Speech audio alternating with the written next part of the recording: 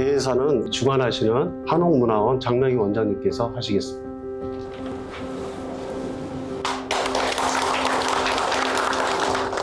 안녕하십니까. 저는 사단법인 한옥문화원의 원장 장명희입니다.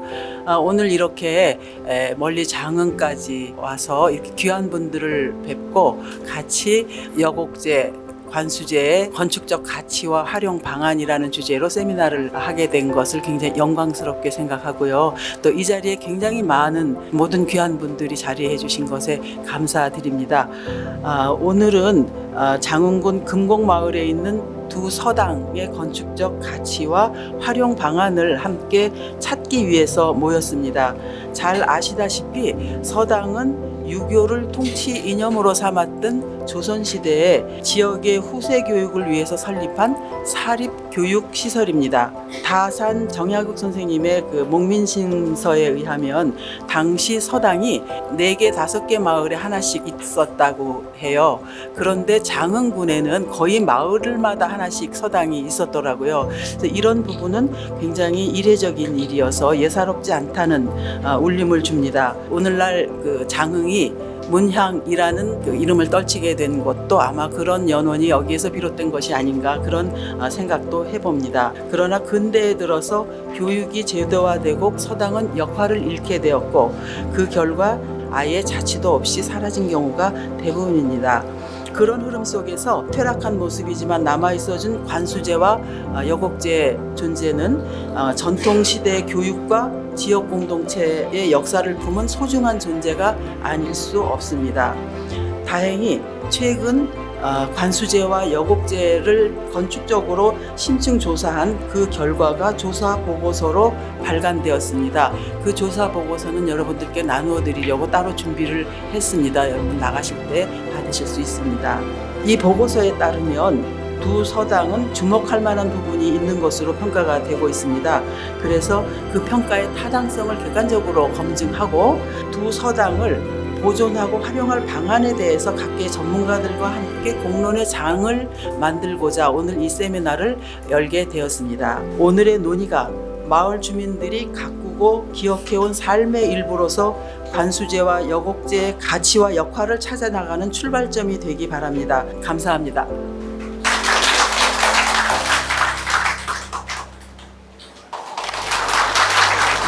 주로 학술제라고 하면 군이 주관을 하거나 군에 있는 그 어떤 단체가 주관을 해서 학술대회를 개최하는데 오늘 관수제하고 여곡제에 대한 학술대회는 그 사당으로서의 어떤 존재 가치 그리고 활용 방안에 대해서 안타깝게 생각하시는 분의 어떤 그 많은 협찬에 의해서 오늘 학술대회가 개최된 것 같습니다. 군에서 주최를 하거나 그걸 찾아내서 아니면 저희들의 어떤 문화 관련 단체에서 이런 세미나 학술대회를 개최해야 되는데 그러지 못한 것에 대해서 한편으로는 부끄럽고 한편으로는 또 너무너무 감사하다는 말씀을 좀 드리겠습니다. 굉장히 큰 의미를 간직한다고 생각을 하고 유익한 학술대회 되시기를 진심으로 기원합니다. 감사합니다. 이 행사를 전폭적으로 지원해 주신 쿠스코 대표이사 이종석 대표님 인사 말씀 하나 듣겠습니다. 생각보다 학술대회가 성대하게 잘 이루어진 것에 대해서 너무나 감개무량하게 생각을 하고 있습니다. 제가 살면서 어떻게 하면 가치 있게 삶을 살까라는 그 주제를 가지고 해서 오랫동안 살아왔는데요. 이 순간이 그 순간이 아닌가라는 생각을 해봅니다. 여기 관수제 여곡계 유물들이 국가문화재가 돼서 또 후대에 가치 있는 공간으로 활용되기를 바라는 마음 간절합니다. 부디 좋은 결실이 맺어서 꼭 제 원이 이루어질 수 있다고 하게 되면 너무 좋을 것 같고요. 성원해 주십시오. 고맙습니다. 서당이 뭐 전국에 많이 남아있기는 하지만 평면하고 가구 구조가 굉장히 특이하게 생겼거든요. 그런 서당은 아마 한국에서는 찾아보기 어려운 가구 형식이에요. 그래서 아마 희소성 면에서는 상당히 가치가 있는 것으로 평가가 됩니다. 네, 안녕하십니까. 방금 소개받은 주식회사 도시건축사사무소 대표 안경호입니다. 근검마을에 있는 관수제와 여곡제에 관련돼서 저희가 이제 기초조사를 하였습니다. 보시다시피 지금 각각의 공간이 구획은 돼 있지만 이 모든 문들을 다 들었을 경우에 하나의 큰 확장된 공간으로 사용할 수 있는 그런 평면적 융통성을 발휘하고 있습니다. 그리고 이제 전체 정면의 택한, 배면의 택한을 통해서 결국 이제 화장실, 소변소로 이동할 수 있는 그런 공간들이 각각의 공간에서 다 연결이 될 수 있도록 구획을 했고요. 앞서 이제 평면적인 특징을 바라봤고 지금 이제 구조적인 특징인데요. 한옥에서 구조를 얘기를 할 때 이 석가래를 받치는 도리의 개수에 따라서 오량가냐, 7량가냐, 9량가냐 이런 식으로 이제 구분을 합니다. 근데 지금 관수제의 특징 같은 경우는 도리는 전체 7개가 있지만은 그 중에 5개만 석가래의 하중을 바치는 그래서 오량가의 구조를 보여주는 특색이 있고요.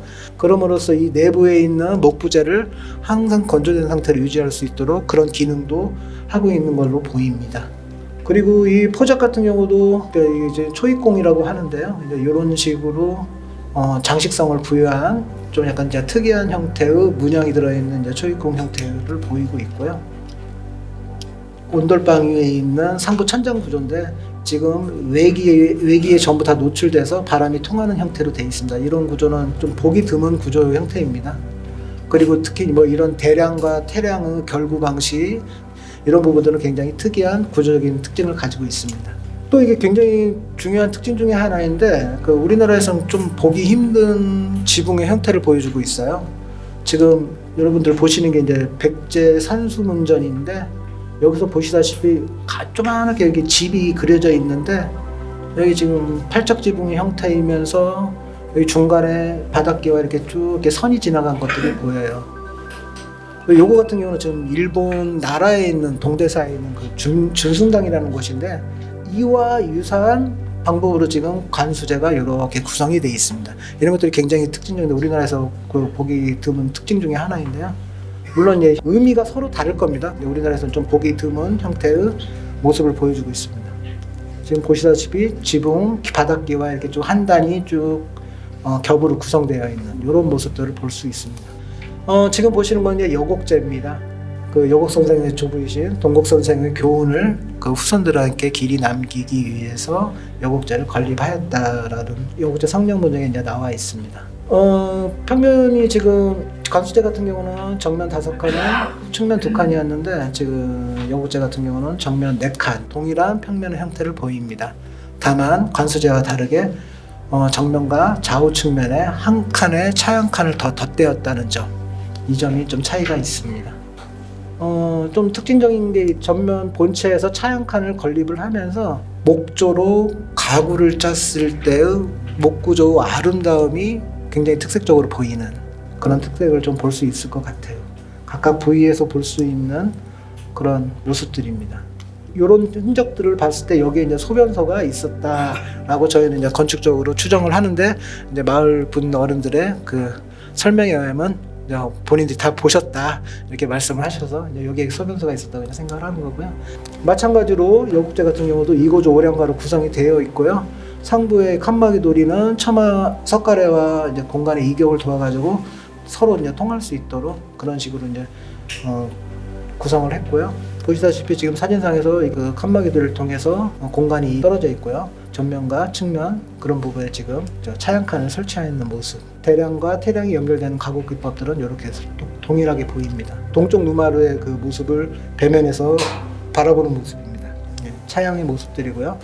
추녀 뒷부리를 고정하는 그 강다리 기법이라고 하는데 굉장히 이제 이런 강다리 기법에서는 또 관수제와 다르게 또 이제 장식적인 요소를 많이 가미해서 철물로 보강을 하는 그런 부분들도 보입니다. 사실 지금 이 여곡제 같은 경우는 기와가 이제 지붕이 누수가 되고 해가지고 보수를 하게 되는데 지금 현재 기와가 시멘트 기와로 이제 보수가 됐어요. 그 마을 어르신들의 증언에 의하면은 관수제와 동일하게 이 겹지붕으로 되어 있던 거를 시멘트 기와로 보수를 하면서 그 흔적이 사라졌다라는 이제 말씀들을 하십니다. 간략하게 관수제 여곡제 그 건축적 특징에 대해서 말씀드렸습니다. 전남대학교 호남학연구원 학술연구교수 박정호입니다.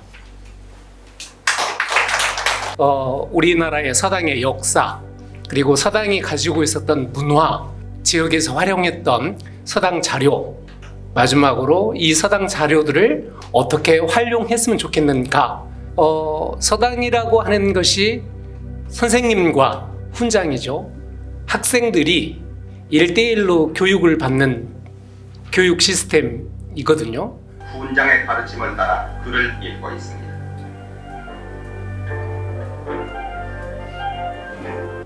관수제는 그 서재, 그래서 금곡소식이라고도 하는데요. 여기에는 이제 춘계 김선생 행적비가 관련돼서 마을에 있습니다. 그리고 이 마을에서는 이렇게 복다름 할 때 문중 어르신들께서 모여서 복다름을 하시는 그런 장소로도 이용이 됩니다. 요곡제는 이제 동제라고 하고요. 요곡서실이라고도 합니다. 마찬가지로 여기에는 화산 이선생 학행비가 있어서 그것과 관련돼서 이씨 집안에서 화산유고라고 하는 책이 간행되어 있어서 집안 문중과 밀접한 관계가 있다라고 하는 것을 알 수 있습니다. 마찬가지로 여기도요, 복단에 복다름 하고 계시는 서당이지만 문중의 대소사를 함께하는 그런 역할을 하는 공간으로 사용되고 있다, 이렇게 보시면 좋으실 것 같습니다. 마을 기업을 설립해서 거기에서 관련된 체험 활동이라든가 장흥금교육청과 연계해서 프로그램들은 굉장히 많거든요. 금곡마을을 지키고 살아가시는 분들은 현재 살고 계시는 주민들이시거든요. 이분들의 입장에서 활동들을 했으면 좋겠다라고 하는 말씀 드립니다. 이상입니다. 감사합니다. 오늘 이렇게 행사가 굉장히 거대하고 굉장히 많은 분들이 참여를 해주셨는데, 저도 처음에 물어봤거든요. 이 행사가 도대체 어디서 주관하는 거냐, 이런 학술대회를 할 정도로 이렇게 거대한 행사를 할 수 있는 데가 어디냐, 이게 굉장히 궁금해서 여쭤봤는데, 제가 여쭤볼 때는 어떤 관이나 이런 데서 주관하는 줄 알았어요. 되게 문화유산 같은 경우는 군이나 청년들이 주관을 하기 때문에 그런 줄 알고 당연히 그럴 때도 물어봤는데 이게 아니더라고요. 그래서 참 대단하다 이런 생각을 하게 됐습니다.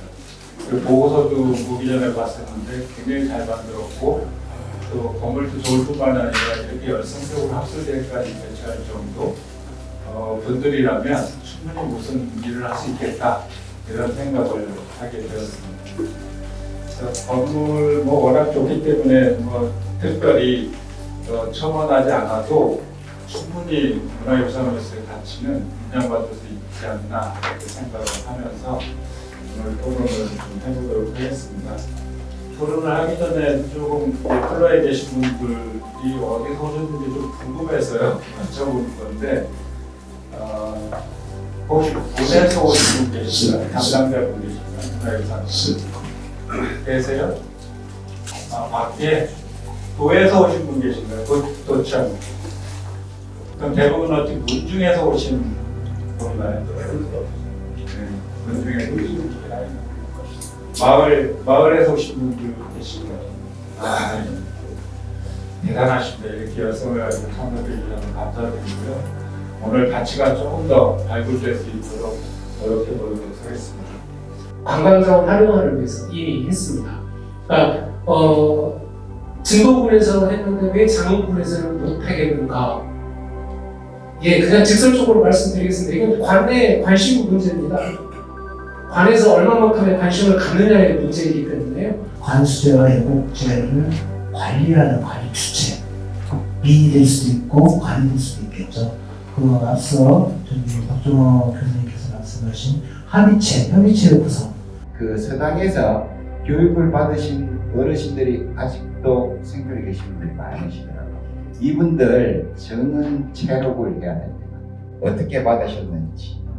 그래서 그것이 제가 볼 때는 가장 시급합니다. 그래서 그 작업이 있어야 되고, 궁극적으로야 우리가 원하는 것이 국가지정 문화재겠지만 그 가는 단계를 하나씩 밟아가서 하나의 꼬투리를 마련을 해놔야지 이걸 시스템화할 수 있다는 게, 이 말씀 꼭 드리고 싶은데, 오전에 관수제와 애국제를 돌아봤습니다. 좀 짧은 시간이었지만 많은 것들을 볼 수 있었고 또 공부도 됐습니다. 여곡지 옵션은 당연히 돋보이는 차양칸이겠죠. 관수제도 이 배면에 있는 마르는 옵션으로 얘기를 할 수가 있습니다. 특히 이제 여곡지의 차양은 이 전통적인 서당 건축에서는 좀 보기가 드문 사례입니다. 서당의 현대화를 위해서 지금 끊임없이 지금 노력하고 계시거든요. 이분들은 지금 목표가 뭔가 하면 서당 문화라는 그 자체를 무형문화재로서 하나를 등록하고 싶어 하고 계세요. 오늘 이 자리 첫 자리는 아마 가치 발굴의 초점이었지 않나 이렇게 생각을 합니다. 문화재로 지정이 되려면 다 아시겠지만 여러 가지 가치를 평가를 하게 됩니다. 그 중에서 이제 건축물 같은 경우에 제일 중요한 게 이 지역을 대표하는가, 이 건축물과 이 지역을 대표하는 건축물인가, 또 기술적으로 양식적으로 뛰어난 건축물인가, 그 다음에 이제 보수적으로 소프트한 내용이지만 역사적이나 사회적 가치를 아직까지 유지하고 있는가, 이런 거거든요.